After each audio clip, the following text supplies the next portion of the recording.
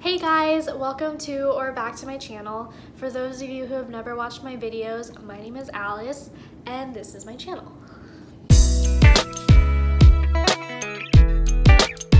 So for today's video, I kind of wanted to talk about something that's a bit more personal to me, and it's a bit of a more serious topic. And I just wanted to address this because I feel like when I was going through what I was going through, I felt very alone and isolated, and I didn't feel like anybody understood what I was going through.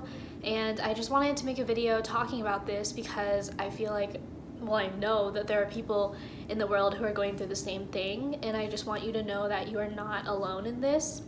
So we're going to be talking about my autoimmune disorder, which is something you guys may or may not have noticed when you first started watching my videos.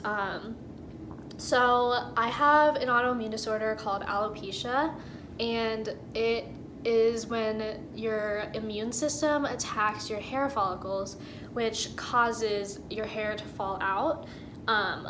Quite a bit has grown back, but there was definitely a time when I was first diagnosed with alopecia that I was almost completely bald, and this was around December of 2016. I first started noticing my hair falling out around, I want to say September, November of 2016, and this was my senior year of high school, and I went to the doctor and asked them what was going on because I would run my hands through my hair and chunks of my hair would fall out. And I was like, this is not normal. This is not normal at all. And so I went to the doctor and they told me it was because I was stressed out.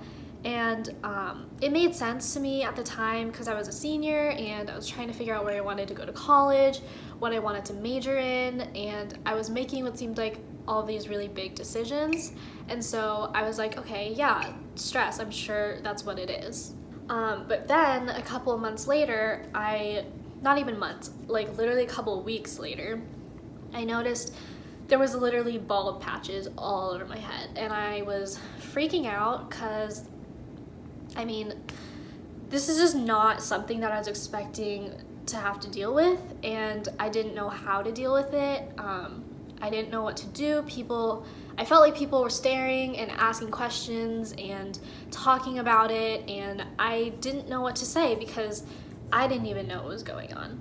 And so I talked to my mom and I was like, we have to go to the doctor because this is not stress. This has to be something else. And so when we went to the doctor the second time, they were like, okay, I think you might have this autoimmune disorder that is called alopecia, and all your hair might fall out and it might never grow back. And so I was literally panicking. I was freaking out. I was crying. I didn't go to school for a couple of days.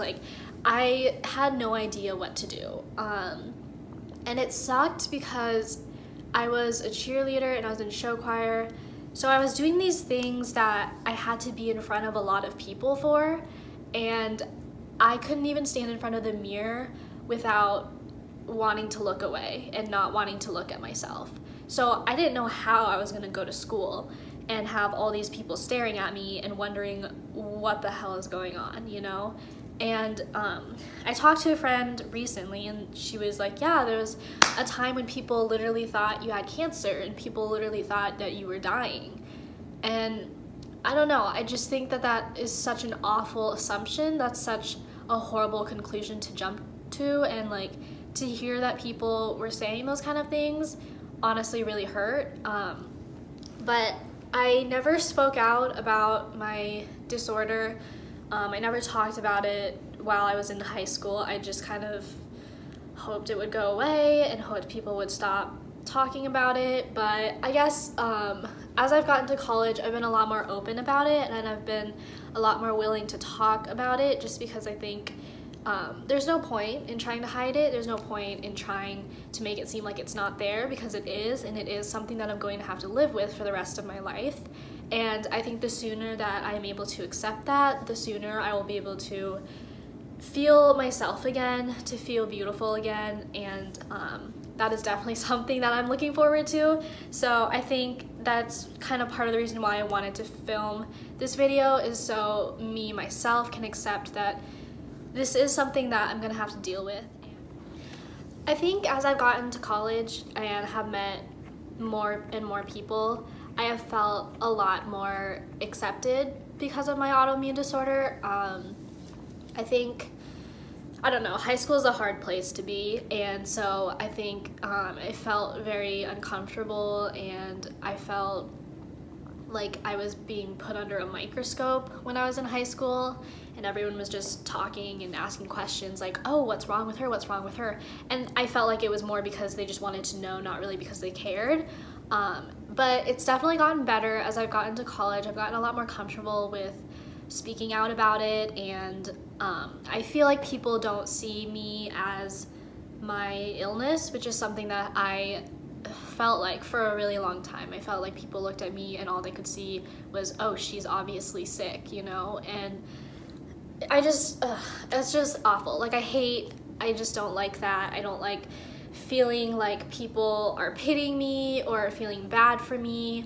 I don't like feeling like that's the only thing people see when they look at me, because I'm so much more than that.